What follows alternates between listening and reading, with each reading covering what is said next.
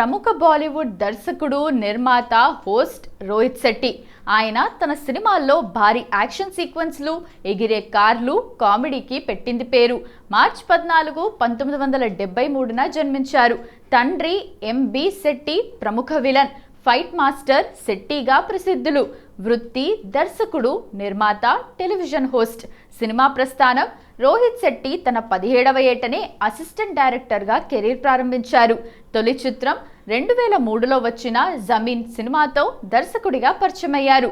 Golmaal series 2006లో వచ్చిన గోల్మాల్ సినిమాతో ఆయన దశ తిరిగింది. ఇది బాలీవుడ్లో అత్యంత విజయవంతమైన కామెడీ ఫ్రాంచైజ్లలో ఒకటిగా నిలిచింది. యాక్షన్ కింగ్ అజయ్ దేవ్గన్తో సింగం, సల్మాన్ ఖాన్తో సినిమాలు చేస్తూ మాస్ ఆడియన్స్కు ఇష్టమైన దర్శకుడిగా మారారు.